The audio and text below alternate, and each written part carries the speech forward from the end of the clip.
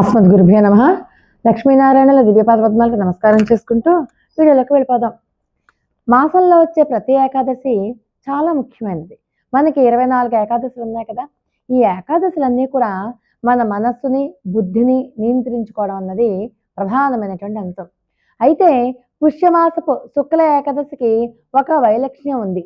దీనినే వైకుంఠ ఏకాదశి, ముక్కోటి ఏకాదశి అంటాం. ముక్కోటి దేవతలు అంటే ఎవరు? ఏకాదశ రుద్రులు, ద్వాదశ ఆదిత్యులు, అష్టవసువులు, అశ్విని దేవతలు ఇద్దరు. వీళ్ళంతా కూడా స్వామిని సేవించుకుని తాము తరించాము అని భావిస్తారట. భగవంతుని యొక్క ఉత్తర ద్వారాలు తెరిపించి వైకుంఠంలోంచి బయలుదేరి కోరుకున్న వారిని ఆ ద్వారంలోంచి లోపలికి తీసుకెళ్ళడానికి ఇష్టపడతారట పరమాత్మ. ఇది ఈనాటి ప్రత్యేకత. వారు ఎలాంటి వాళ్ళైనా సరే పుణ్యాత్ములా పాపాత్ములా అన్న ప్రశ్నే లేదు. ఎవరైతే స్నానమాడి స్వామి నామాలను తలుస్తాడో వాడికి మోక్షం ఇస్తాట పరమాత్మ. అందుకే ఈనాడు కాకి కూడా స్నానం చేసేస్తుందిట. సామాన్యంగా ఈనాడు ఎవరిపైనైనా కోపం వచ్చి భోజనం మానేసినా అది ఉపాసం కిందకే వస్తుందిట. అప్పుడు వాళ్ళకి కూడా మోక్షమేనట. అంత పవిత్రమైన రోజు ఈ రోజు. మరి ఎందుకు ఇంత పవిత్రమైనది ఈ రోజు? ఎందుకు పరమాత్మ ఉత్తర ద్వారంలోంచి రావాల్సి వచ్చింది? తూర్పు ద్వారం లేదా? ఏ కారణం చేత ఉత్తర ద్వారం తెరవాల్సి వచ్చింది?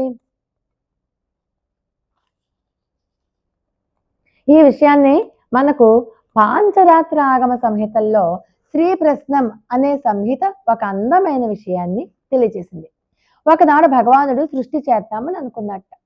సృష్టి అనేది నేరుగా చేయడైనా సృష్టి అనేది రెండు విడతలుగా చేస్తాడు. మిగతాది ఒకరి ద్వారా చేయిస్తాడు. తాను మొదట ముడి పదార్థాన్ని తయారు చేసిస్తాడు. దాన్ని తయారు చేసే విధానం ఇతరులకి రహస్యంగానే ఉంచుతాడట. దాన్ని తయారు చేసే విధానం వేదాల్లో ఉంటుంది, కానీ దాన్ని అర్థం చేసుకోవడం ఎవరికీ రాదట. పాలకడలిలో పవళించి ఉన్నటువంటి పరంధాముడికి మాత్రమే తెలుసు ఆ రహస్యం. కావలసిన భోగ ఉపకరణ వస్తువుల్ని తయారు చేసి తన నాభిలోంచి బ్రహ్మగారిని బయటకు తీస్తాడు. అంటే సృష్టికి అవసరమైనటువంటి పంచభూతాలని కావలసిన వస్తువుల్ని తయారు చేసి ఇకపై సృష్టి చెయ్యి అంటూ బ్రహ్మగారికి ఆదేశాలు ఇస్తారు.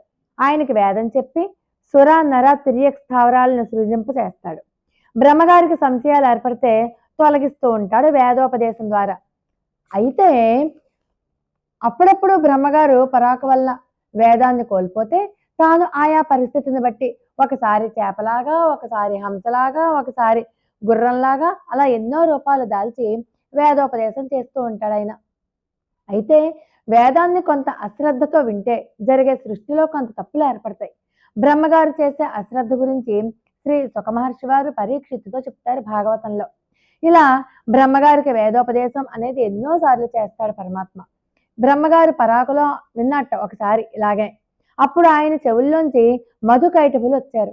విజ్ఞానాన్ని మనం చైతన్యమూర్తులుగా భావిస్తాం కదా. బ్రహ్మగారికి చేసిన ఉపదేశం వేదం మానవ ఆకృతి దాల్చి ఉన్నటువంటి నలుగురు బాలల వలె ఉందట. ఆ నలుగురిని ఎత్తుకుని మధుకైటపులు వెళ్ళిపోయి సముద్రంలో దాచి ఉంచారు. అంటే వేదంలో 4 భాగాలు ఉంటాయి కదా, అవన్నమాట. నలుగురు బాలకుల రూపంలో ఉన్నటువంటి వాళ్ళని ఎత్తుకుపోయారు ఈ మధుకైటపులు అనేటువంటి రాక్షసులు. భగవంతుడు బ్రహ్మగారికి ఉపకారం చేయడానికి మత్స్య రూపం దాల్చి వారితో పోరాడాడు. అయితే ఆ రాక్షసులు పుట్టింది సరైన సృష్టి కార్య సమయంలో కాదు. వారికి అసురీ ప్రవృత్తి కలిగి ఉన్నారు. ఎంతకీ చావడం లేదు. అయితే ఇంత దెబ్బలాట ఎందుకని చెప్పి భగవంతుడు ఏం చేశాడు? వారిని వేదాలు ఇస్తే మీకు వరం ఇస్తాను అని చెప్పి అంటాడు.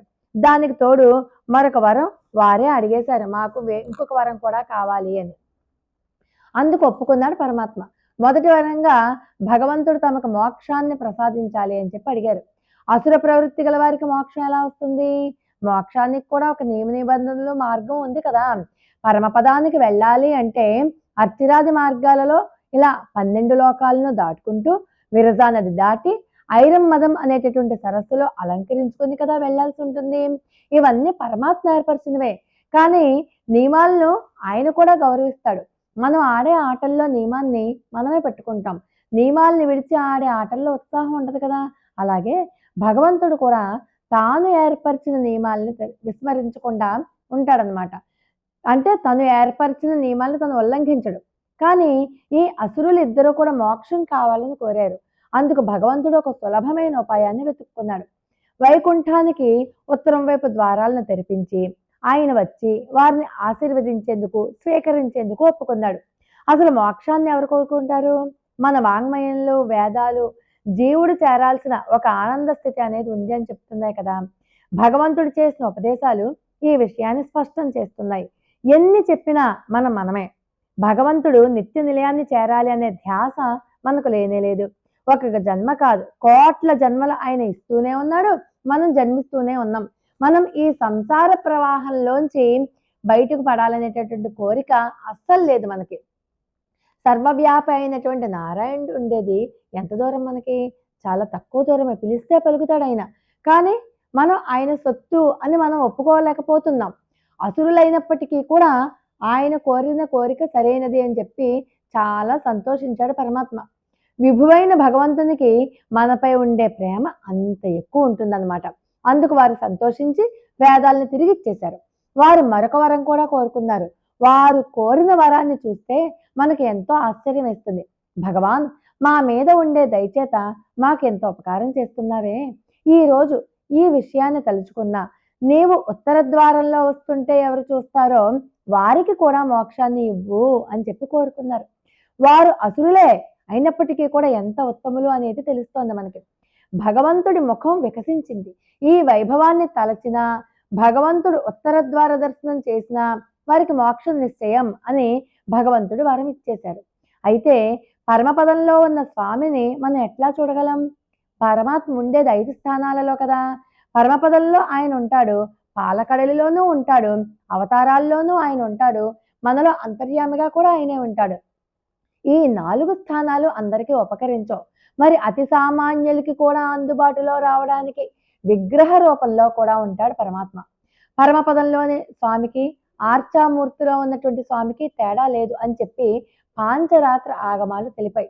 అందుకోసమే ఈ రోజు ఆలయాల్లో స్వామి ఉత్తర ద్వారం గుండా బయటికి వచ్చి మండపంలో ఉన్నటువంటి భక్తులను తీసుకుని తిరిగి ఉత్తర ద్వారం గుండానే లోపలికి వెళ్ళిపోతాడు.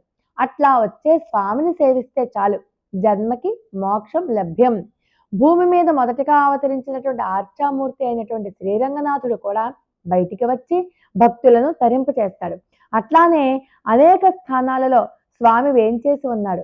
అనేక ఆలయాలలో స్వామి ఉన్న గర్భాలయాన్ని పరమపదం అనే భావిస్తారు.